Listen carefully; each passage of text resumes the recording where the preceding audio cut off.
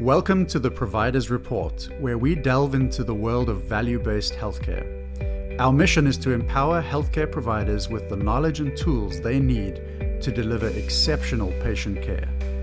Each episode, we explore best practices, innovative strategies, and real-world examples of how to achieve the highest standards in patient communication and outcomes. Join us as we transform the future of healthcare, one conversation at a time. It's finally here, guys. Our first series ever, and one that I'm really stoked about. I've been talking about this nonstop, and I am excited that it's finally here. This is our ENNEAGRAM series. For those unfamiliar, the ENNEAGRAM is a personality typing system that focuses on how we view the world in different ways and what motivates us in life. There are 9 types total, and it's a pretty deep system that enables you to learn more about yourself and others than you could honestly ever imagine. I discovered my Enneagram type, which is type 1, a few years ago, and it's honestly been life-changing for me, both professionally and personally. So I wanted to bring that to you guys, our listeners. We are so fortunate to have Ashton Whitmoyer-Ober, also known as Enneagram Ashton on Instagram, on the show today for the intro episode of the Enneagram series. She will dive into her full background shortly because it's super interesting, but to start off, she's an amazing public speaker and author, certified Enneagram coach, and has a strong social media presence specifically related to the Enneagram. She is literally the perfect person to teach us all about this, so I'm so thrilled to introduce her to you guys. She's going to touch on all 9 types, why the Enneagram matters, and how it can be extra helpful to healthcare providers, and why it's so important and how it pays off to know your type.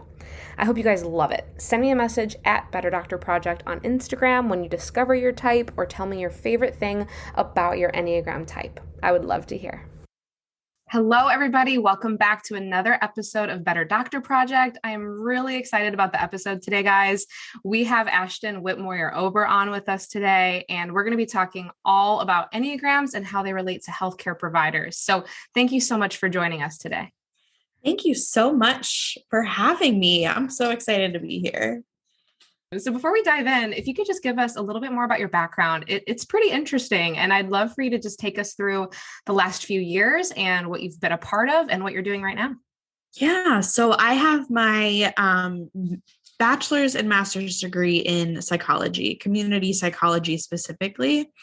And so I was training educationally to be a community psychologist. I've always worked in kind of that mental health field, specifically with survivors of domestic and sexual violence, and kind of always thought that was where I was going to stay, that was my path. And I discovered the Enneagram, and me being an Enneagram 2, which is the helper, I started utilizing my Instagram page to help other people determine their types and figure out how to best interact with other people. And I literally came home from my full-time job at the time and said to my then fiance, now my husband, and I said, I guess this is what I'm doing now. Like, I think this is what I'm doing. So yeah, it's taken me on quite the journey where now I'm able to show up and help people in a way that I never thought was possible by speaking and getting on podcasts and writing books and just working with people one-on-one and helping them figure out how to best understand themselves and others. Well, I can attest to how many people you're helping. I know me personally, when I stumbled across you a couple of years ago, I was immediately attracted to everything you're doing online. You have a great presence. You can tell that you're a type 2, that major desire to help others is so present. And I personally dove right into this and basically as a way for me to better help my patients. And when I started diving into the type that I was, you instantly become aware of not only the great things about your personality type, but also some things that you should work on just to better your life and those around you. And as a healthcare provider, I think it's huge. We are interacting with people all day, every day. We should know our strengths and weaknesses. And that's another thing I love about it's helpful. Yeah. Big time. And that's another thing I love about your Instagram, because you don't just highlight, the floofy, good, warm feeling stuff, right? Mm-hmm. You focus on everything. And I think that's really crucial. So thank you for doing that. Thank you for the kind words. That's so nice. You're welcome. We're going to talk about your new book a million times during this episode. I'm so excited about it, but just right off the get-go, can you let us know the name of it, where people can find it, and what it's all about? Yeah, so my new book came out in January. It's called The Enneagram Made Simple, and it really is just a great tool for people who are just discovering the Enneagram, but then also for people who are already familiar with their type and want to learn more about the other types. My favorite, so it does cover literally everything about the Enneagram, and it goes into a lot of detail about the specific types. My favorite part is it has mantras for each type and exercises as well. Somebody asked me the other day, like physical exercises. I was like, no, no, like psychological exercises. Like exercises to help you really step into some of those positive qualities of your type. Yeah. Well, I'm excited. I have it on. It's ordered right now on its way to my house, and I'm really pumped. So thank you so much. I'll make sure to link everything regarding your books into my show notes as well, so our listeners can find them. So I'm curious. You've been doing this for a long time. Have you ever come across anything out there related to healthcare providers and their Enneagram types? I personally struggled to find a lot. So I'm just curious, have you found anything specific to that? So not specifically. There are often times that people ask me, like, what are the best careers for each Enneagram type? And it really is about matching up some of those qualities and those motivations with the career. And you can, obviously, any type can do anything that they want to do. It's just about, are those qualities going to be able to highlight some of the strengths within that profession? Exactly. And understanding where you may fall short and have to work harder. Right. Yeah. That's a great reminder that you can do literally anything, no matter what your type is. Yeah. Before I ask you some specifics, can you just go ahead really briefly for some of our listeners who may not be familiar with all of the types? Could you just go very casually 1 through 9 and just give some basics about each one? Yeah. So, and the cool thing about the Enneagram and what makes it different from other personality typing systems is the fact that it's not about behaviors. It's not about, this is who I am. This is why I do the things that I do. It's about the motivations. Love that. And so really we could all be doing the same behavior. Like, for example, being extroverted, right? Like we could all be extroverted, but we might have different motivations behind the fact that we're outgoing and personable like that. So each type has what we call motivations, which are made up of main fears and main desires. So I'll go through all 9 types and tell you what those motivations are for each type. Sound good? Oh, absolutely. Okay. So I can see you like locked and loaded. You're like, you have no idea how much I love this. You're like ready to go. So Enneagram 1s are called the reformer. So they're motivated by a desire to be a good person, to be moral, ethical, and right. Their biggest fear then is being bad or seen as a bad person, or being wrong, whether it's like being wrong or doing the wrong thing, whatever that means to them. 2s, the helper. So they're motivated by a need to be loved, wanted, and appreciated by other people. And then their biggest fear is being unloved or unwanted or, not needed in some way. Enneagram 3s are the achiever. So they're motivated by a desire to be successful, to be valued and respected. And then their biggest fear is typically failure or not being valued. 4s, they are the individualist. So they're motivated by a need to be different or unique and to create significance. Their biggest fear then is that something's wrong with them, so that they're defective or that they just have something wrong and then they're kind of just like everybody else. Enneagram 5s are the investigator. Their biggest desire is to gain knowledge and to be seen as competent and capable.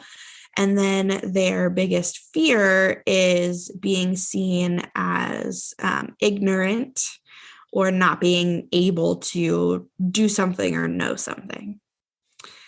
6s are the loyalist. Their biggest desire is to feel safe and secure and to seek guidance and security. And then their biggest fear is typically fear itself, but they also then fear not having that guidance or security. 7s are the enthusiasts. They are typically the most outgoing on the Enneagram. Their biggest desire is to be content. So they want to have fun, but ultimately they're seeking contentment. And then their biggest fear is typically, they do fear missing out. They do have that FOMO, but they also fear being trapped in emotional pain or negativity. 8s are the challenger. Their biggest fear is being seen as weak, powerless, or controlled in some way. And then their biggest desire is to protect themselves and others. And then Enneagram 9s are the peacemaker, and their biggest desire is to maintain a peaceful environment.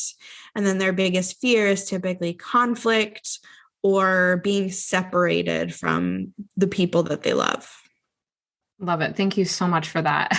I won't ask you how many times you've had to go through all of the types, but but to be honest, it's really interesting. I want to just reiterate the fact that you literally said the key piece and takeaway here is motivations, because like you said, you can pick any behavior and all types can technically share or exhibit that one behavior, but all of us have different motivators. And that's how this Enneagram basically deciphers who is who. I love it. Right. Yeah. So with your background, both, working with mental health and being around the world of healthcare, and then as a patient and just an overall person yourself, I'm really curious to know if any provider types just automatically scream a particular Enneagram type to you, like a specific specialty. Do you automatically look at one specific type? Are there any that are just so apparent?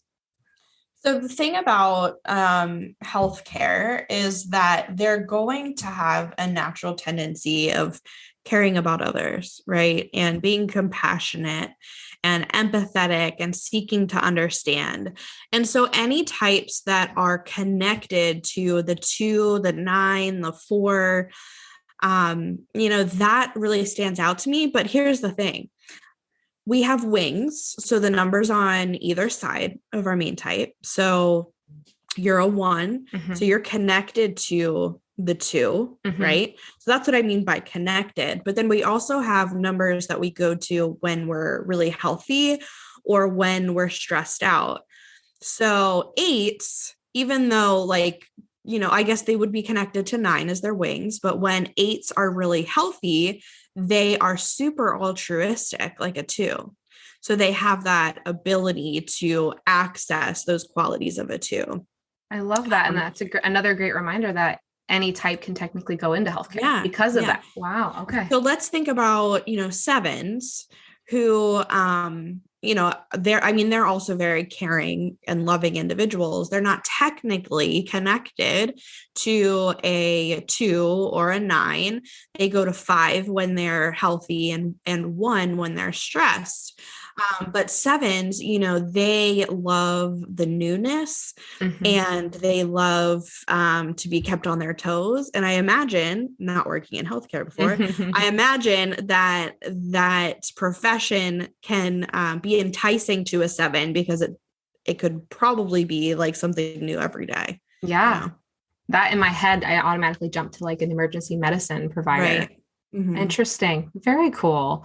Yeah. So like I said before, it's not about like what type is the best type for this profession. It's how can you utilize those characteristics about yourself to be the best healthcare provider possible. I love that. So we'll just kind of jump the gun here, but some of our listeners are probably hearing this. And if they don't know their type, what would be the first thing that you would recommend they do, whether it's a book, a podcast, wherever? What would be the first place to start if you're just brand new to all of this, but you have a strong desire to figure this out so you can better your practice? Yeah. So a lot of tests exist. My thoughts on tests are they are a great place to start, but you can't stop there. So, we're humans. We love for other people to tell us what type we are instead of having to figure it out on our own. Right. Mm-hmm. But because we're humans, we also answer questions in ways that we want other people to perceive us, even if we don't think that we're doing that. And so that's why, yeah, take a test, explore that if you want.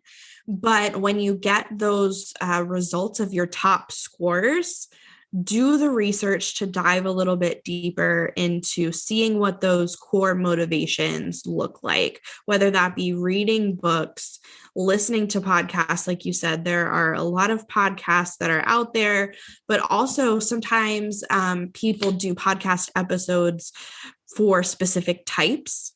And so, listening to people who could be your type talk might have you, maybe have that realization of, yeah, I think that way too. Yeah, I love that you mentioned that because you're actually going to be our intro episode to an Enneagram series that we're doing. So we're going to be having a provider on our podcast with every single type to talk about strengths and weaknesses and basically everything under the sun about being a healthcare provider with that type. So for everyone listening who, whether this is intriguing you or you've already loved Enneagrams for however long, get ready because those episodes are coming next. And we've already recorded a few at the time of this recording and they're really fun. I just had a type 5 on and he was a plethora of knowledge. I mean, just listening to how his brain works, it's just so fun to know about these types and then really listen to someone communicate. And it's just, you can see it clear as day. No wonder you're a type 5. Yeah. You know what I mean? And it was really interesting for me as a type 1 to interview a fellow type 1. To be honest, I don't think I interact with a lot of type 1s in my life. And I'm not really sure why that is. But when I was interviewing that type 1, I felt like I was almost talking into a mirror. What's been your experience with interacting with people that have the same type as you, whether it's professional or? Yeah. I mean, it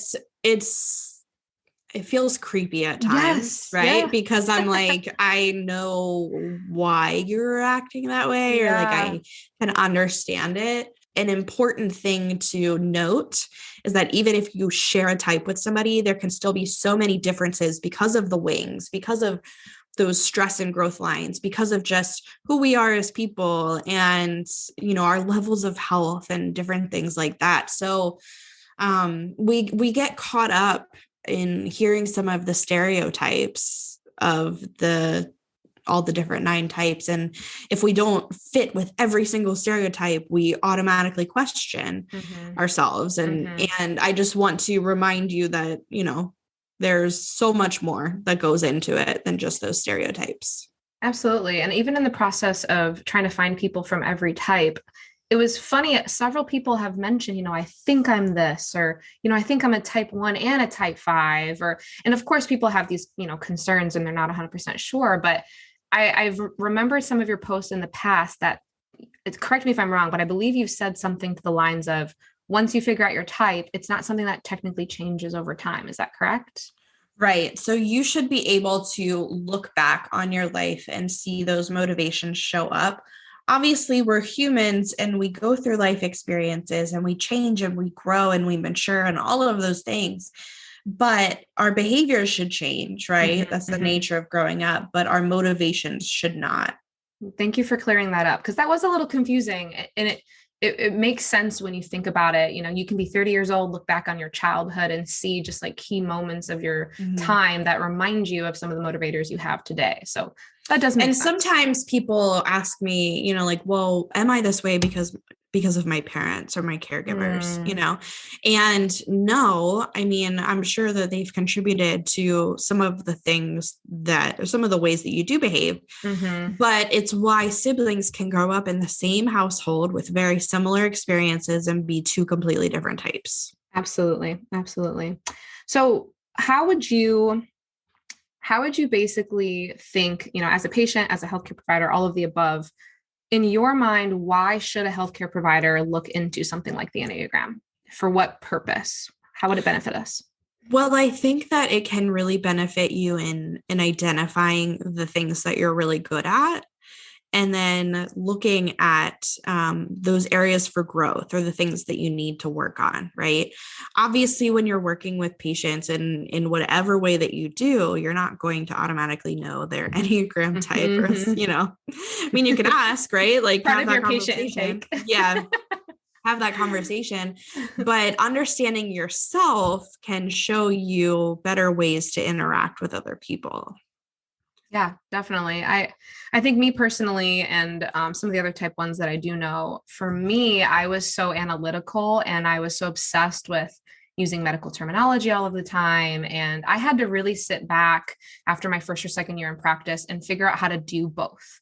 How can I like fully understand the scientific pathway of XYZ, but then take that and explain it to someone who is not a type one and make it something that was attainable for them. Whether that's changing my vocabulary or using both, medical terminology and layman's terms, and just meeting people where they are. And I think when you're in university for so long, you can kind of get lost in that. And I've heard that from several other people with similar personality types to me. But that was one major thing I learned just from you, to be honest, throughout the years, was that yes, I am who I am, but you have to meet others where they are to have, camaraderie, to have compromise, to have engageable conversations, and overall just good relationships. Well, we get so caught up in thinking like, this is the way that I do something. And so everybody else probably thinks the same way or does things the same way. And, meanwhile, people are looking at us like, why are they doing it that way? Like that doesn't make sense to me logically. And so I think just understanding that, right. And not just in this area, but in all areas of our life, of how different our world would be if we could just understand that people do things differently. It sounds like a really nice world. Yeah, I know. And how many professions out there do interact with people on a regular basis? We should want to know more. I mean, off the top of my head, of course, there are people like pathologists and radiologists that maybe engage less. But even if you're a healthcare provider listening to this and you don't do a lot of interacting with patients, this is something that can benefit every facet of your life. Yeah, every relationship. Literally, yes. Awesome. Before we wrap up, any last pieces of major advice for our listeners who are wanting to learn more? Where can they learn more about you? What are anything, last minute advice pieces that you recommend? I think I always say to people, the Enneagram is a complex tool. Don't feel bad if you feel overwhelmed. There's a lot of information out there. Take it one thing at a time. Release that pressure to figure out your type within 10 minutes. Like sometimes it takes time. It's a process. So that's the first thing. Second thing, follow me on Instagram at Enneagram Ashton. Enneagram Ashton. You can also find me at enneagramashton.com. And my book is available wherever books are sold. Thank you so much. I'm so excited for your book and everything that's to come. And it's been a pleasure having you on Better Doctor Project. Thank you so much for having me. Pretty awesome, right? Next up, we'll be diving into each Enneagram type, discussing each one's strengths and weaknesses and how to best use that knowledge to better serve your patients. It is really fun and interesting to listen to each type of person and see the world through their lens, especially the healthcare world. So don't forget to check out Ashton's new book. It's called The Enneagram Made Simple. I'm halfway through and I love it so far. There was going to be a link to this book on my Instagram page as well as the show notes. Thank you for tuning in to the Provider's Report. We hope you found today's episode valuable and inspiring. To stay updated with our latest episodes, subscribe to our podcast wherever you like to listen. For more resources and continuing education opportunities, visit our website. Together, we can make a difference in the lives of our patients and truly set a standard for value-based healthcare.